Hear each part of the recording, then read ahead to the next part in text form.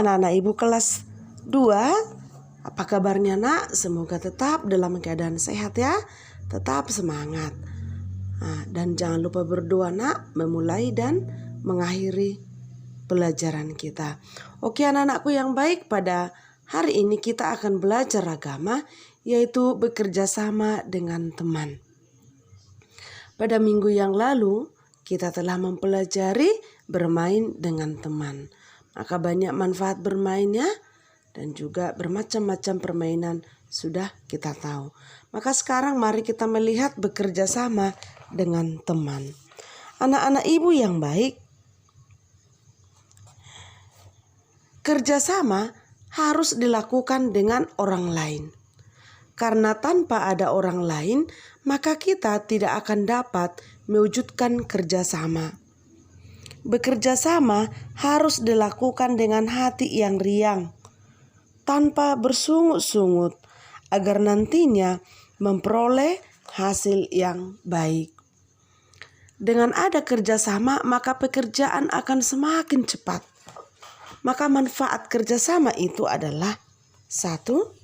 Pekerjaan akan semakin cepat selesai. Dan juga dengan bekerja sama meringankan pekerjaan. Itu manfaatnya ya. Dan juga meningkatkan persaudaraan.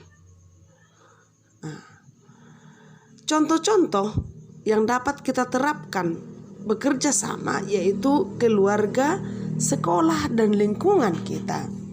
Contoh keluarga ya nak.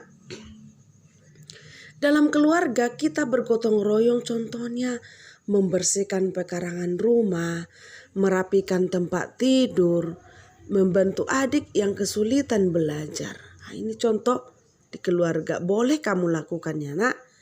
Lalu di sekolah apa nak?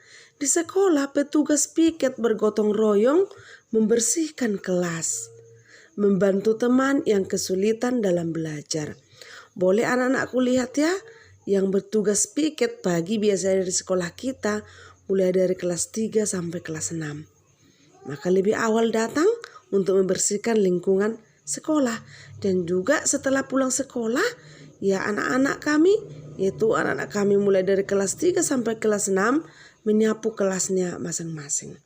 Itu contoh kerjasama di sekolah. Lalu yang ketiga, lingkungan masyarakat. Contoh lingkungan masyarakat itu adalah bergotong royong membersihkan parit atau selokan agar tidak tersumbat. Iya, itu contohnya. Maka biasakan bergotong royong di masyarakat membersihkan parit dan selokan. Maka semua yang ibu buat contoh di atas merupakan hal yang dapat kita lakukan dalam bekerja sama. Dengan demikian kita diharapkan untuk hidup rukun dan damai dengan orang lain. Maka boleh kamu lihat nak ya, tanpa ibu buat cerita atau ada sebuah cerita kerjasama itu baik. Arya adalah salah satu siswa dari SD Budi Mulia 2. Setiap hari Jumat, SD Budi Mulia 2 mengadakan suatu kegiatan yang disebut dengan Jumat Bersih, di mana seluruh warga sekolah akan mengadakan kebersihan bersama. Seperti biasanya, suster kepala sekolah mengumumkan pembagian atau bapak ibu guru mengumumkan pembagian tempat untuk dibersihkan. Mulai dari taman sekolah, kamar mandi, ruang kelas, dan kaki 5 depan kelas, belakang sekolah, dan daerah yang ada sebelah kantin sekolah kita ya. Setiap kelas wajib membagi kelompok-kelompok yang ditugaskan. Maka setiap kelompok harus mempertanggungjawabkan pekerjaannya dengan baik. Arya ini dan seluruh anggota kelompoknya pun tidak ketinggalan. Mereka saling membantu dan bekerja sama dalam melaksanakan tugas yang telah diberikan. Dalam waktu singkat, pekerjaan membersihkan sekolah pun selesai. Pekerjaan cepat selesai karena semua warga sekolah saling membantu dan bekerja sama. Maka seluruh sekolah menjadi bersih. Dapat kita lakukan itu. Tapi jika tidak ada bekerja sama, maka pekerjaan itu akan lama selesai. Maka dapat kita lihat nak, di Markus 2 ayat 1 sampai 11 orang lumpuh disembuhkan. Di sini nanti kita dapat melihat bagaimana teman-temannya berusaha untuk membawa yang lumpuh ini ke hadapan Yesus. Melalui bacaan itu bahwa Yesus sangat menekankan kepada seluruh para murid-muridnya untuk mau saling bekerja sama. Yesus bersedia menyembuhkan si lumpuh tersebut karena iman para teman-temannya. Yesus melihat bahwa iman mereka terlihat ketika mereka bekerja sama untuk mengangkat temannya yang lumpuh walaupun sampai menjebol atap rumah demi kesembuhan temannya. Maka nanti baca keseluruhannya ya nak, yaitu Markus 2 ayat 1 sampai dengan 11. Maka dengan demikian anak-anakku yang baik, dengan bekerja sama ini dapat kita ambil sikap-sikap ya.